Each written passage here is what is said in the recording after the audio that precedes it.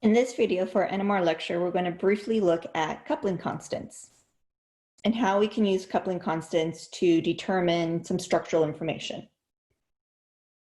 So when we talk about coupling constant, last video we learned about how the peaks split in the NMR spectra.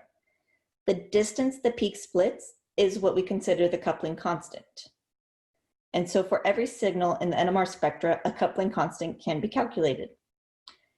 It's essentially measuring the interaction between those protons that are coupled to each other.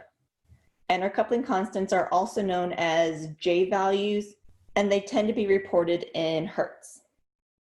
So if I look at my peak splitting here, the coupling constant would be the distance between these peaks. Coupling constants can easily be determined.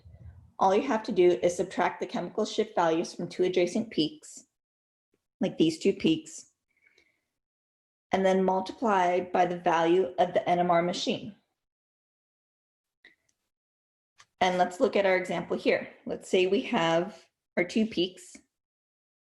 We'd have 3.455 minus 3.428. That gives us a value of 0.027. So I'll take this 0.027, and since this spectra was taken on a 300 megahertz NMR machine, I'll multiply it by 300. And so that gives us a coupling constant value of 8.1.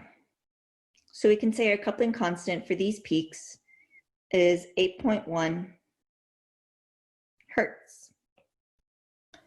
Now, the coupling constant can be valuable information when we're trying to figure out what structure we're looking at. As you can see from the pictures here, we have different coupling constant values for different situations. For example, our alkane coupling constant typically shows up between 6 and 8 hertz.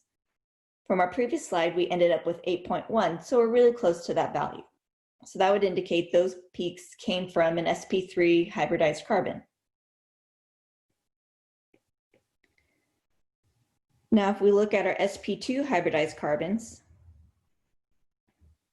or alkenes, we can see we get different coupling constants for cis, trans, and geminal. Cis coupling constants tend to be fairly small, between 6 to 15 at the very largest. Trans tend to be larger than cis. And we can end up with geminal coupling constants, or geminal coupling, because our hydrogen A could be different than our hydrogen B. If they are different and they're in different chemical environments, we will see this geminal coupling. We can also look at coupling constants for aromatic rings. Between ortho, meta, and para, we have a different coupling constant. Ortho, our coupling constants are typically 7 to 10. Meta and para are some of our few long-range couplings that can occur. So occasionally meta and para tend to have long-range splitting. They tend to be greater than that 3 bond length we talked about before. So meta, you might see a coupling constant of 2 to 3.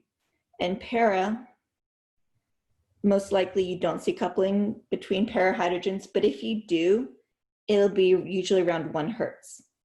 So if we know the coupling constants for our hydrogens, we can start to determine more structural information, particularly with the alkene hydrogens. With our sp2 hydrogens, we can start to determine if they're in a cis configuration or trans configuration by looking at the coupling constants. And so now you guys should know a little bit more about coupling constants and how we can use them for our structural information.